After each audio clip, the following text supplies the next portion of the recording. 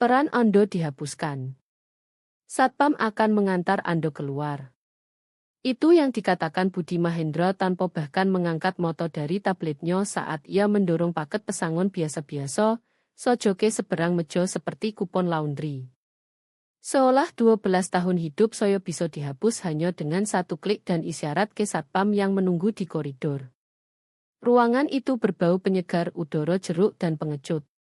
Saya tidak berkata opo-opo, hanya mengangguk, mengambil pulpen, dan menandatangani.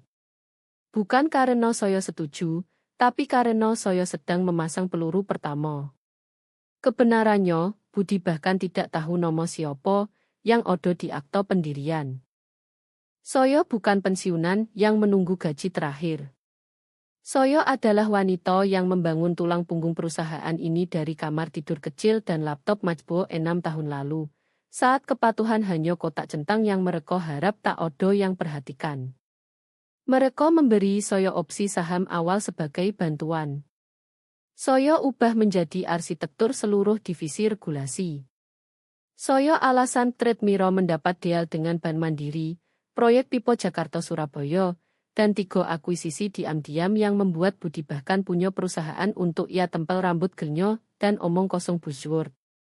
Karena saya tak pernah ribut, karena saya biarkan para pendiri ambil mikrofon di roadshow sementara saya redline bahasa oj di ruang hijau, mereka lupa atau memilih lupa. Saya tak pernah bertarung untuk sorotan, jadi mereka salah sangka saya sebagai bagian panggung.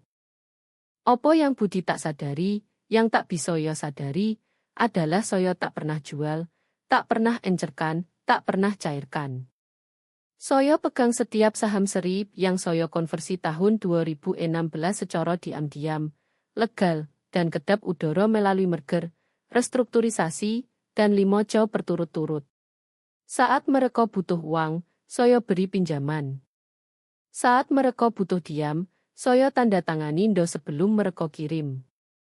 Saya bukan hanya mayoritas. Saya arsitek keheningan mereka. Tapi kekuasaan yang tak digunakan mulai terlihat tak kasat mata. Itulah yang Budi andalkan. Minggu pertamanya, ia ganti potret ruang rapat lama dengan blok neon abstrak.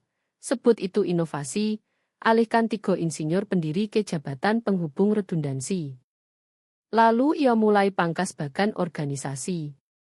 Apapun yang tak cocok dengan estetika merah baruannya dikemas dan bagi dinonaktifkan.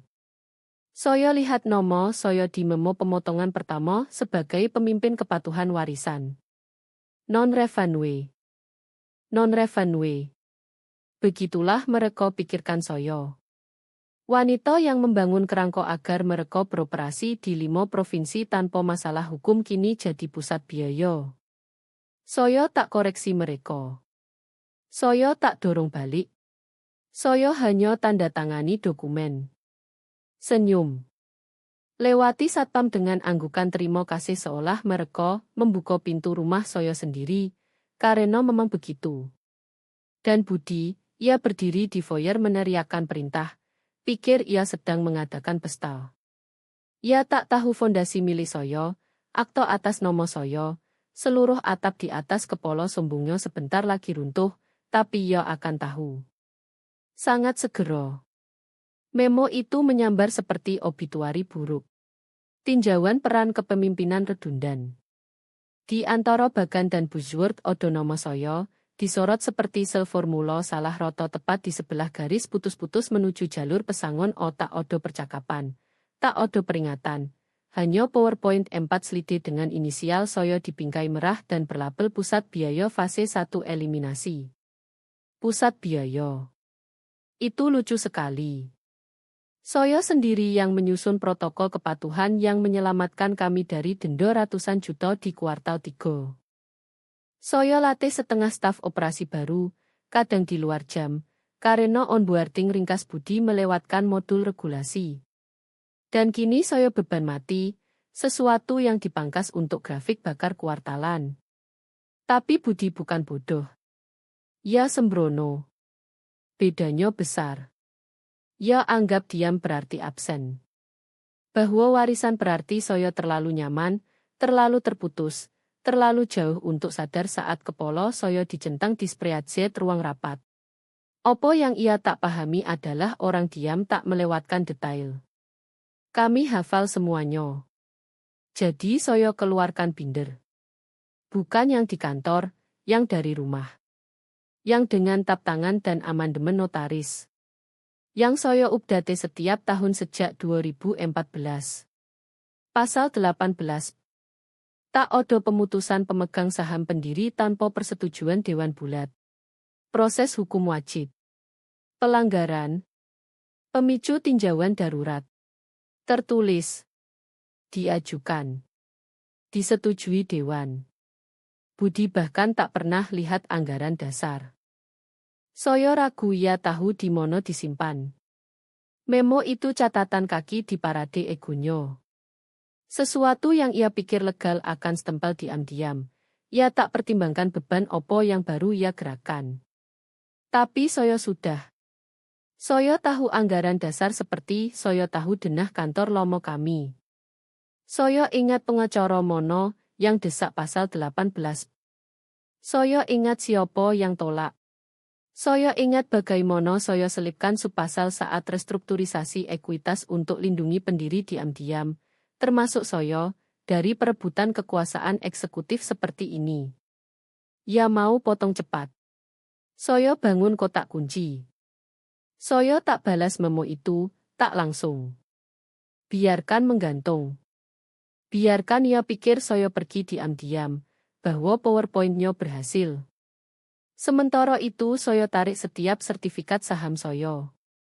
Cek silang buku besar, telepon akuntan saya, pastikan 87,3% saya terdokumentasi lengkap, distempel waktu, dan sah. Ia terlalu sibuk booking slot keynote dan rekrut konsultan merek untuk sadar tanah bergeser di bawah sepatu Ferragamonya. Saya tunggu. Tunggu saat timnya dorong inisiatif cermin merah baru ke debt investor. Tunggu saat ia ubah departemen saya jadi poin bulat di bawah otomatisasi tertunda. Tunggu saat retak legal mulai muncul dan mulai susun script of boarding yang tak mereka pahami sebentar lagi ilegal karena budi pikir ia pegang semua kekuasaan. Tapi yang ia pegang hanyalah korek api dan saya punya sumbu. Selasa pagi pukul 8.14 tepat.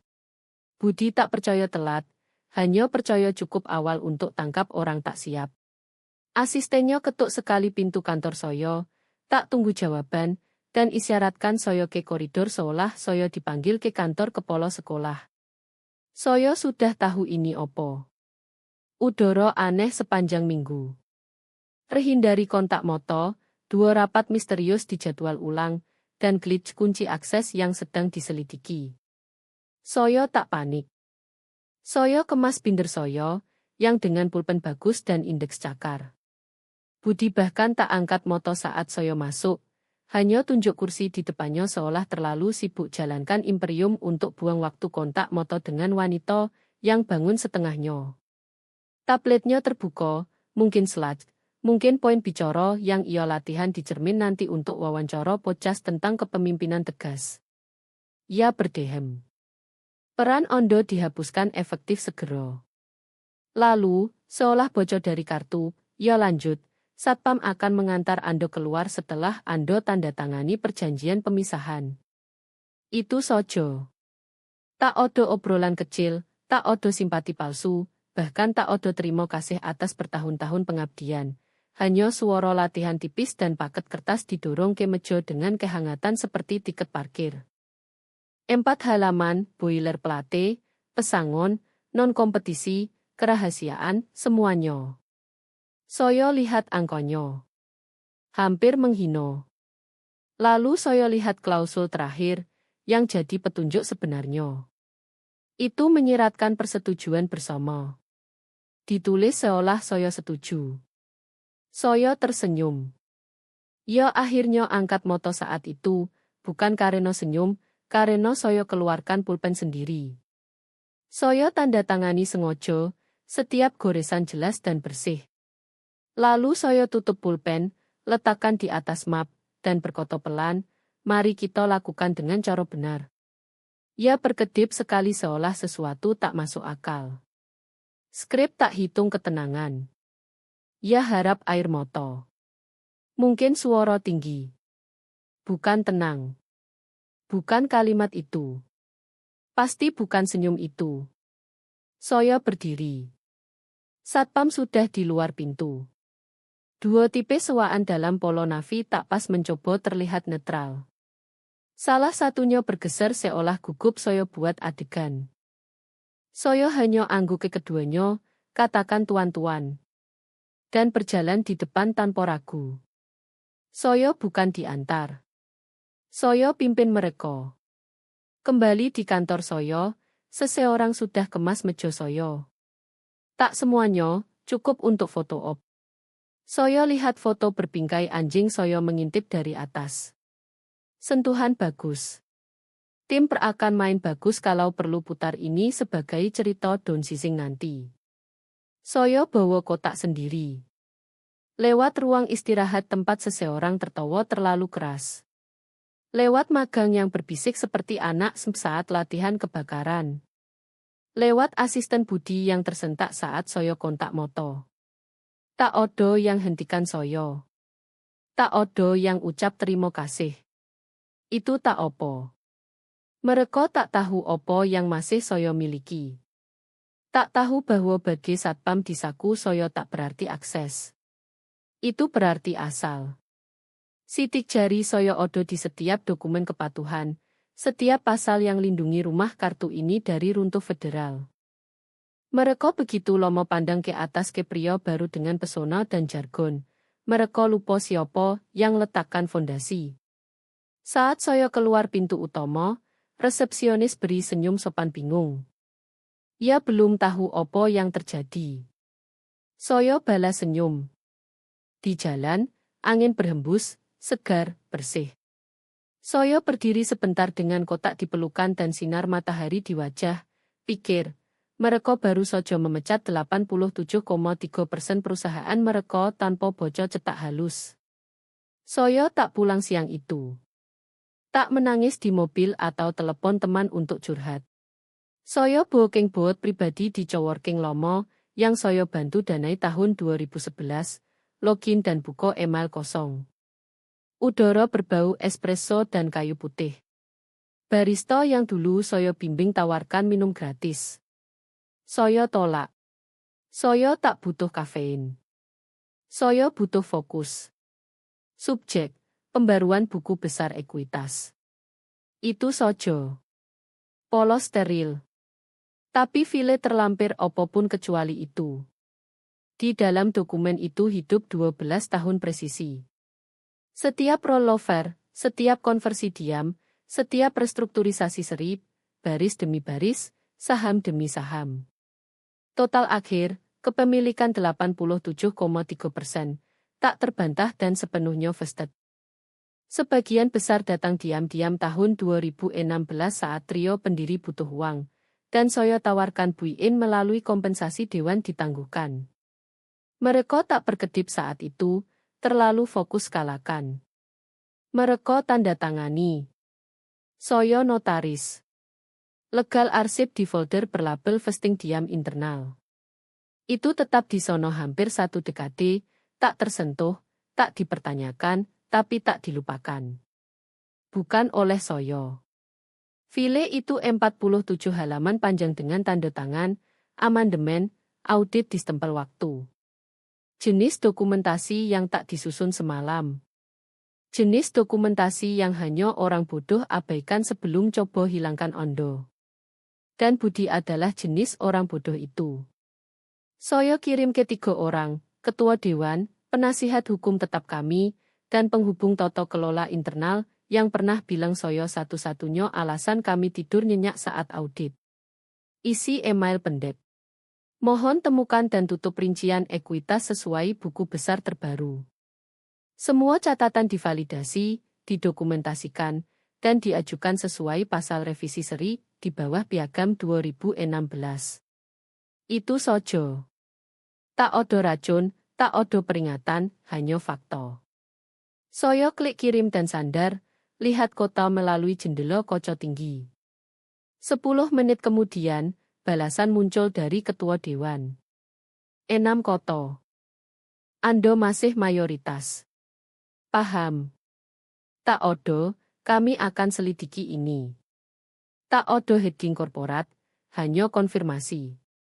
Pengakuan diam dari seseorang yang tahu pasal 18 bukan hanya nyoto, tapi aktif.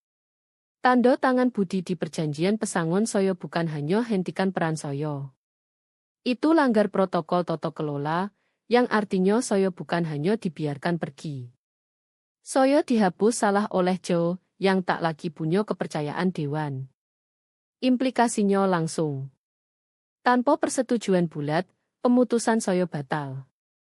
Setiap tindakan eksekutif di bawah anggapan penghapusan soyo secara legal rapuh. Dan pukulan telaknya, sebagai pemegang saham mayoritas, soyo kini punya hak panggil sidang khusus, tuntut pemungutan suara, cabut hak istimewa. Keheningan yang ikut balasan ketua dewan hampir indah. Soyo bayangkan Budi mondar-mandir di kantor kacanya, bangga kepemimpinan tegasnya, masih tak sadar wanita, yang ia tendang keluar miliki lebih dari sekadar jabatan. Ia miliki keamanan kerja Budi. Ia miliki anggaran dasar. Ia miliki papan nomor gedung, tanda tangan laporan tahunan, penulis asuransi yang tanggung setiap deal yang ia pikir ia tutup. Mereka beri soyo keheningan bertahun-tahun. Soyo ubah jadi kedaulatan. Dan kini keheningan itu jadi sangat keras. Rabu pagi, dinding Deep Threat Mirror berkeringat. Soyo bahkan belum panggil rapat, belum angkat suara atau sentuh ancaman hukum sedikit pun. Yang Soyo lakukan hanya kirim satu dokumen dan suite eksekutif Budi menyolo seperti alarm kebakaran saat golo pemegang saham. Soyo dengar dari mantan kolega di legal bahwa Budi pikir itu lelucon. Tak odo yang pegang 87% begitu sojo. Katanya, mondar-mandir di depan ruang rapat kocok seperti aktor tunggu naskah ulang. Tapi dokumen bukan kertas sambal, dan legal tahu itu. Siang hari, mereka sudah tenggelam dalam arsip ekuitas, tarik berdebu dari penyimpanan luar, gali tabel kapitalisasi yang tak diupdate sejak era pemerintahan lama. Asisten Budi kirim permintaan darurat ke konselor korporat kami untuk semua dokumentasi konversi saham seri terkait nomor soyo. Kembali dengan file 16 halaman perlabel vesting pendiri dieksekusi 20162021. Bukan hanya nyoto, tapi anti peluru. Satu baris terkubur di halaman 28 piagam ekuitas pendiri buat mereka pusing. Tak odo pemegang saham mayoritas boleh dipecat, dialihkan, atau ditugaskan ulang tanpa persetujuan dewan bulat, diverifikasi suara tertulis, dan disertifikasi penasihat hukum. Budi tak lakukan itu. Budi bahkan tak tahu harus lakukan itu. Dan kini setiap gerak yang ia lakukan sejak dorong map pesangon soyo sedang ditinjau. Bukan oleh tapi oleh Toto Kelola. Toto Kelola sungguhan. Yang tak peduli jabatan atau buzzword, hanya tanda tangan dan rantai prosedur. Ia coba telepon ketua, dapat voicemail. Ia coba putar ke strategi transisi warisan, tapi mereka tolak keras. Tak dengan pasal ini menggantung, koto seseorang lewat email, Anda sedang hadapi pelanggaran tata kelola, Budi. Ini bukan optik.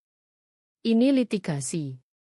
Pukul 14.43, permintaan tinjauan formal diajukan oleh Subkomite Kepatuhan Dewan. Soyo tak dikopi, tapi soyo diteruskan memo oleh teman di dalam. Subjek, tinjauan tindakan CO terkait pemutusan pemegang saham mayoritas penilaian pelanggaran kepatuhan. Budi berhenti tersenyum setelah itu. Legal eskalasi. Manajemen risiko beri tanda. Tim asuransi mulai evaluasi paparan. Setiap entry kalendernya ditarik untuk konteks. Setiap dokumen yang ia tanda tangani minggu itu di bawah mikroskop. Pembersihan bersih jadi mimpi buruk prosedural, dan lebih buruk lagi itu self-inflicted. Kalau ia sojo bocor anggaran dasar, kalau ia sojo tanya legal sebelum gerak. Kalau ia sojo angkat moto hari itu dari podo abaikan soyo seperti bagi akses kadaluarsa. Tapi ia tak lakukan karena Budi tak pernah rencana untuk hal yang tak ia lihat. Dan saya selalu pastikan saya tetap di luar pandangan sampai penting. Bagian lucunya, mereka selalu bercanda saya terlalu teliti, bahwa saya baca terlalu banyak pasal, simpan terlalu banyak copi cadangan, arsip seperti pustakawan paranoid. Nah, pustakawan paranoid itu baru saja buka brankas kepatuhan, dan ubah jauh jadi liabilitas berjalan, dan semua tanpa angkat suara. Jumat pagi, pukul 7.58, inbox saya berbunyi dengan undangan rapat dari Budi Mahendra. Subjek, penyelarasan kepemimpinan pasca transisi kepergian. Peserta, Senior Ops Coms Legal. Lokasi, ruang rapat eksekutif lantai 14. Waktu, 9 pagi. Tak ada dewan, tak ada otorisasi dari tata kelola, hanya blok kalender liar dibungkus bahasa korporat dan delusi. Saya pandang sebentar seperti tangkap seseorang bobol kunci pintu depan dan minta wifi.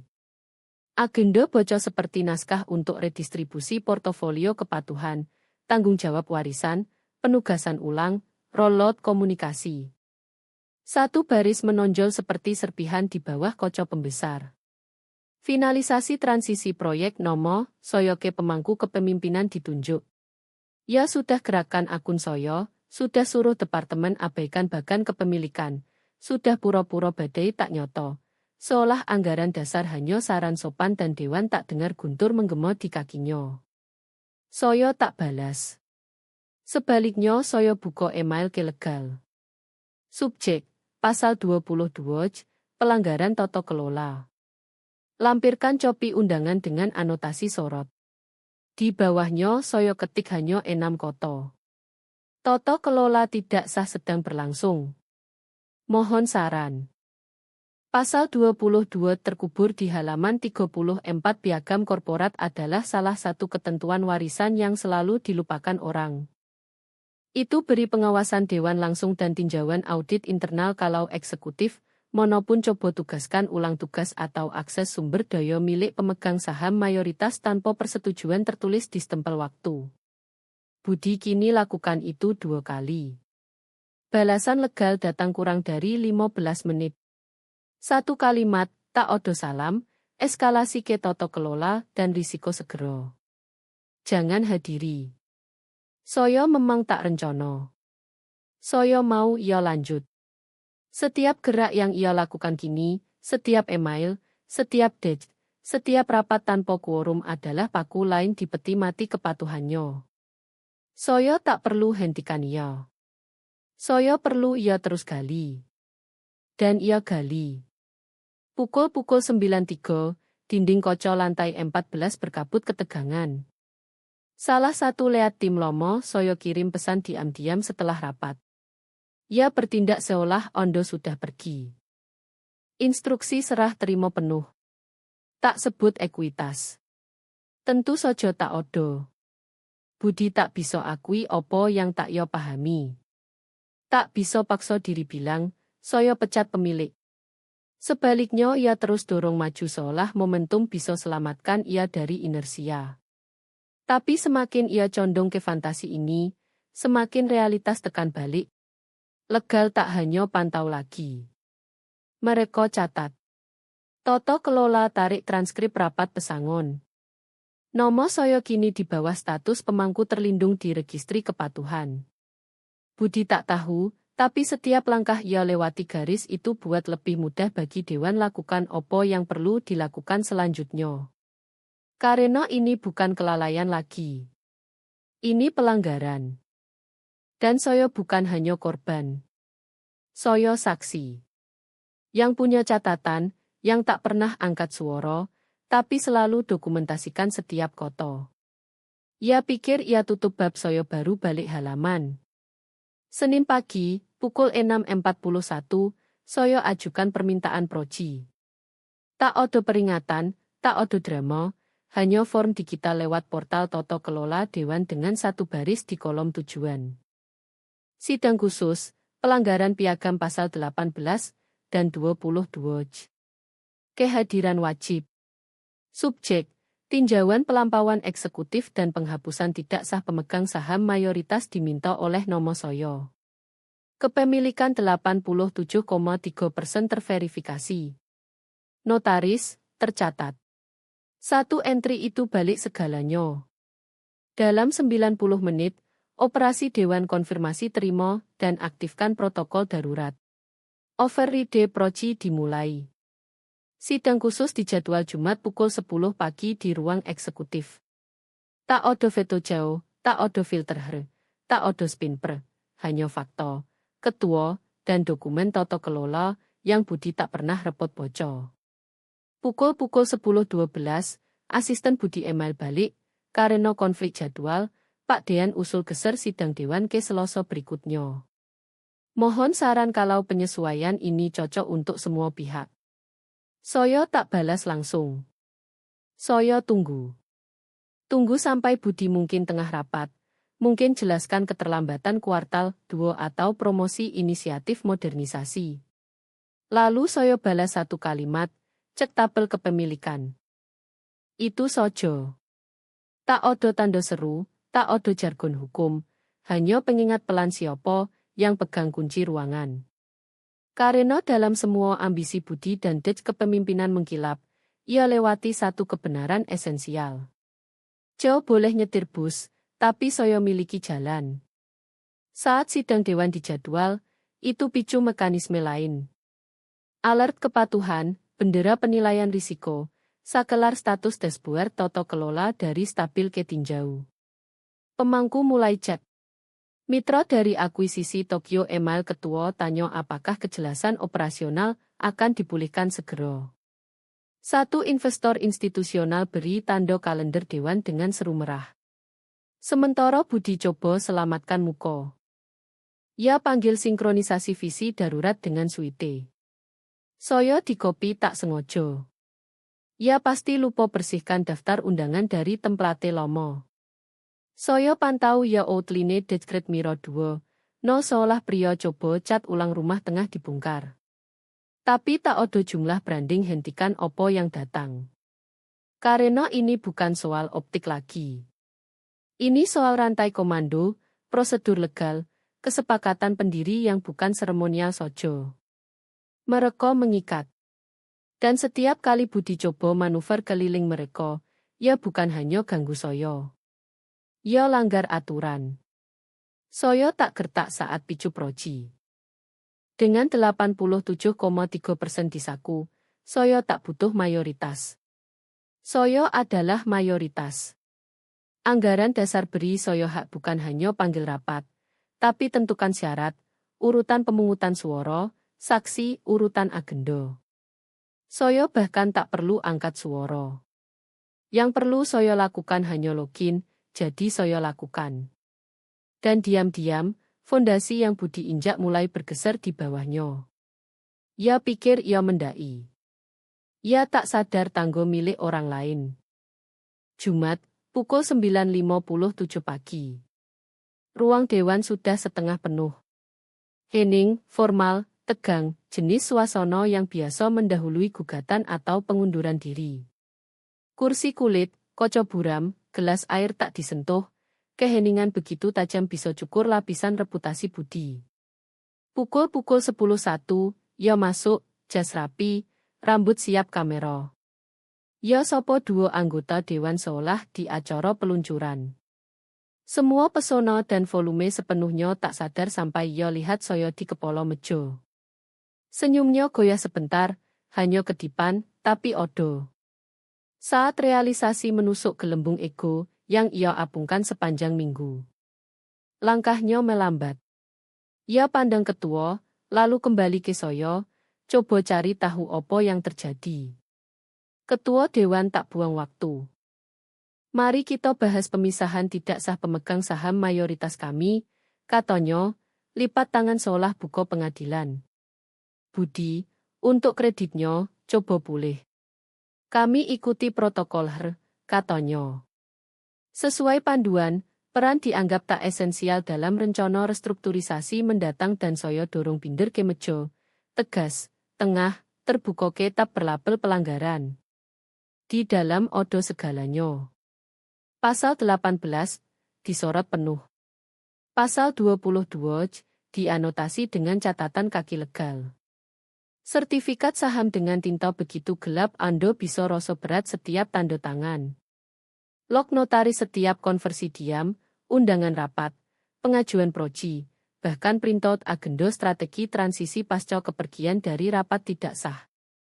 Ruangan mati hening kecuali balik halaman. Budi berhenti bicara. Ia pandang Binder seolah bisa gigit dia. Saya diberitahu, ia mulai, tapi koto mati karena ia tak bisa selesai kalimat tanpa akui betapa sedikit ia pahami apa yang ia masuki. Ketua pandang ke Dewan Hukum. Dokumen ini diverifikasi, distempel, diindeks, dikonfirmasi, jawab pengacara. Diajukan dan tercatat sejak 2016. Ketua angguk, pandang sekeliling ruangan, dan katakan, dengan informasi ini, dan sesuai subpasal 7, 3 klausul kinerja, saya ingin ajukan mosi untuk suspensi hak istimewa Pak Dean sampai tinjauan lebih lanjut. Didukung, di ketiga. Tak ada yang tolak. Bahkan temannya di Dewan, yang selalu gemo goyo bicara teksnya dan belo visi agilinya, tak koto opo. Budi buka mulut, tutup, lalu duduk perlahan seolah gravitasi dimatikan. Tak ada teriakan, tak ada kembang api, hanya pivot kekuasaan dingin klinis. Predator jadi catatan kaki, dan saya tak senyum, tak sombong. Saya hanya tutup Binder dan katakan, terima kasih. Rapat lanjut tanpa dia. Sesuai protokol, aksesnya dinonaktifkan akhir hari. Kalender dihapus. Bio dihapus dari situs. Kartu kunci dibatalkan. Ia masuk ruangan itu pikir ia jalankan perusahaan. Ia keluar sadar ia hanya tamu sementara di satu yang saya tak pernah tinggalkan. 2 minggu berlalu. Tak banyak suara. Tim komunikasi Redmiro tetap diam, kemungkinan di bawah perintah tak sentuh beruang atau atu pasar dengan apapun mirip skandal. Tapi pengajuan odds tak bohong. Saya setengah jalan kopi di booth belakang kafe saat ponsel bergetar.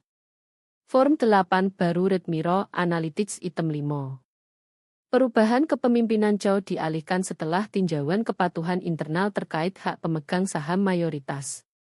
Di situ steril tak emosional, cukup polesan legal untuk tutup memar. Saya scroll ke bawah, nama saya muncul di bawah penunjukan penasihat. Nomo penuh dipulihkan dengan otoritas penasihat permanen. Bukan direkrut ulang, bukan dipulihkan ke posisi lama, tidak, hanya satu baris bilang saya masih di sini. Hanya naik level. Kebenarannya saya tak mau pekerjaan kembali. Kantor Budi. Biarkan orang lain kukus nodo ego dari kursi. Saya tak punya hasrat kembali ke rapat semua tangan, ke anggaran dibungkus PowerPoint, ke pura-pura strategi apapun kecuali teriake mulia. Yang saya mau adalah permanen, struktur, perlindungan dari pernah perlu jalan kembali ke gedung itu dan diabaikan seolah saya tak penting. Jadi saya susun satu dokumen lagi, transfer trust. Semua 87,3% ekuitas saya ditempatkan ke trust kepemilikan pribadi, yang saya kendalikan tapi tak pegang langsung dengan ketentuan. Klausul kunci, tak ada Chief Executive Officer boleh jalankan tindakan strategis atau finansial tanpa tinjauan kepatuhan kuartalan dan tanda tangan dari Dewan Pendiri Warisan. Dengan kata lain, mereka boleh ganti budi, ganti 5 budi berikutnya. Tapi setiap satu harus lewati checkpoint sama. Soyo. Bukan publik, bukan keras, hanya struktural, tak kasat moto di bagan organisasi, tapi distempel ke anggaran dasar seperti watermark. Mereka mau saya keluar. Baik. Saya tinggalkan mereka dengan bayangan, pasal yang hidup di setiap kalender dewan, setiap siklus tinjau, setiap transisi eksekutif. Satu yang tak bisa mereka abaikan tanpa langgar hukum, dan langgar perusahaan bersamanya. Beberapa orang mau kredit, nomor di pintu, judul LinkedIn berkilau. Saya tak butuh itu. Saya hanya butuh mereka ingat bukan siapa saya, tapi rumah siapa mereka berdiri.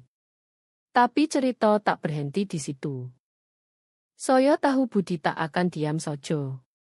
Beberapa hari setelah pengumuman OJ, rumor mulai beredar di koridor Trade Mantan karyawan yang masih setia kirim pesan WhatsApp. Pak Budi bilang ini konspirasi, tapi Dewan sudah kunci semua aksesnya. Saya tersenyum kecil di meja kafe yang sama.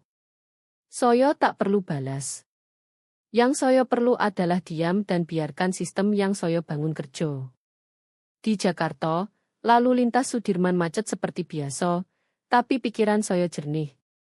Saya ingat hari pertama saya setup meja di kamar kosong apartemen kecil di Kemang, laptop secondahan, mimpi besar membangun vintage yang patuh regulasi OJ. Kini mimpi itu milik saya sepenuhnya, meski tak ada nama saya di papan depan. Itu tak apa. Nama tak penting. Kekuasaan yang tak terlihat adalah yang paling kuat. Saya buka laptop, ketik email baru ke Ketua Dewan. Subjek, usulan perubahan anggaran dasar. Isinya pendek, profesional, hanya saran agar pasal warisan diperkuat lagi. Tak ada ancaman. Hanya pengingat. Balasan datang 2 jam kemudian, setuju sepenuhnya. Rapat Dewan berikutnya akan bahas. Itu saja. Rantai sudah terpasang. Budi mungkin sedang duduk di apartemen mewahnya di Sjen, minum kopi mahal, coba rencana comebat. Tapi ia tak tahu, setiap rencana itu akan lewati meja saya dulu. Karma tak datang dengan teriakan. Ia datang diam, logis, tak terhindarkan. Seperti yang saya lakukan selama ini. Saya tutup laptop, bayar kopi, dan keluar ke jalan Jakarta yang ramai. Angin sore bawa bau asap knalpot dan makanan kaki lima. Saya tarik napas dalam. Rumah ini milik saya. Dan tak ada jauh baru yang akan lupa itu lagi. Beberapa bulan kemudian, Trade berjalan lebih lancar dari sebelumnya. Saham naik stabil di IJ, investor institusional kembali percaya. Saya tak muncul di kantor, tak perlu. Otoritas penasihat saya cukup lewat email dan dokumen. Setiap proposal strategis Budi pengganti baru harus saya review dulu. Namanya Pak Ardi Kusumo, Co sementara yang dipilih Dewan dengan suara bulat. Ia pintar, rendah hati, dan yang terpenting, ia bocor anggaran dasar sebelum ambil keputusan. Suatu pagi, saya terima undangan kopi dari Ardi di kafe dekat kantor. Bu Rino, saya tahu Anda tak mau kembali operasional, tapi saya butuh masukan, katanya sambil tuang kopi tubruk khas Jakarta. Saya angguk, dengar ia cerita tentang rencana ekspansi ke Surabaya. Saya beri saran, tambah pasal perlindungan data pelanggan sesuai PO Indonesia. Ya catat semua. Tak ada egos, tak ada drama. Hanya kerja. Di luar jendela, hujan deras guyur Sudirman, tapi di dalam, semuanya tenang. Saya ingat wajah Budi saat sidang Dewan, bagaimana ia duduk seperti patung saat haknya dicabut. Ia coba banding ke pengadilan, tapi bukti terlalu kuat. Kasus ditolak dalam 2 minggu. Kini ia katanya buka startup kecil di Bandung, tapi tanpa modal dari jaringan lama. Karma memang tak main-main. Saya tak dendam pribadi lagi. Yang saya lakukan hanya lindungi apa yang saya bangun. Bagi karyawan baru, nama saya hanya disebut sebagai pendiri warisan. Mereka tak tahu detail. Mereka tak perlu. Yang penting perusahaan aman, patuh, dan tumbuh. Malam itu, saya duduk di balkon apartemen saya di Kemang, lihat lampu kota berkelap-kelip. Binder lomo masih dirak, debu tipis. Saya tak buka lagi. Tak perlu. Pasal-pasal itu sudah hidup selamanya di sistem. Saya angkat gelas anggur, bisik pelan ke malam, untuk rumah yang tak pernah saya tinggalkan. Di Trade tak ada lagi memo mendadak, tak ada pemotongan brutal. Setiap keputusan lewat checkpoint diam saya tak terlihat, tapi selalu odo. Itu cukup. Cerita ini ajarkan satu hal, jangan pernah anggap orang diam tak berbahaya.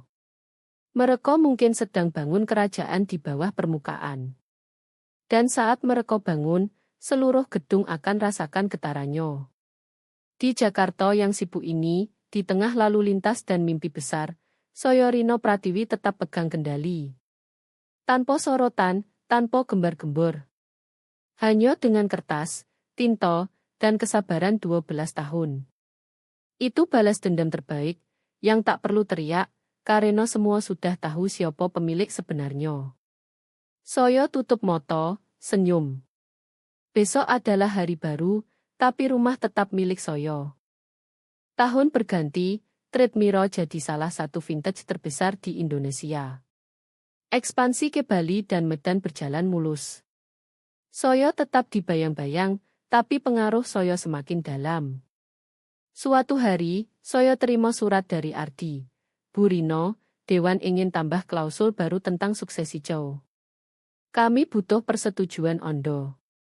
Saya baca, tambah catatan kecil, kirim balik.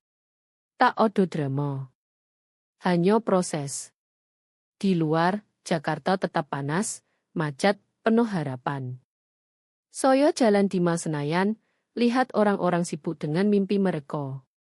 Saya ingat dulu saya seperti itu, bangun perusahaan dari nol. Kini saya lindungi itu untuk generasi berikut. Tak ada lagi Budi Mahendra di radar. Ia hilang dari berita, mungkin pindah ke bisnis lain. Tapi pelajaran tetap, jangan pernah pecat orang tanpa bocor cetak halus. Karena cetak halus itu bisa milik mereka, yang Ondo anggap tak penting. Saya kembali ke apartemen, buka binder sekali lagi untuk kenangan. Halaman-halaman itu seperti teman lama. Saya sentuh pasal 18, tersenyum. Terima kasih, bisik saya. Lalu simpan kembali. Hidup berlanjut. Rapat dewan virtual tiap kuartal, review dokumen, kopi pagi di kafe. Tak odo yang tahu dibalik senyum tenang saya odo kekuasaan 87,3% yang tak tergoyahkan. Itu rahasia saya. Rahasia yang buat perusahaan aman. Dan di Indonesia yang penuh cerita, ini adalah kisah balas dendam paling elegan, yang tak perlu panggung, karena rumah sudah milik saya selamanya. Saya Rino Pratiwi, pendiri diam-diam, pemilik sebenarnya. Dan tak ada jauh masa depan yang akan lupa itu. Akhir.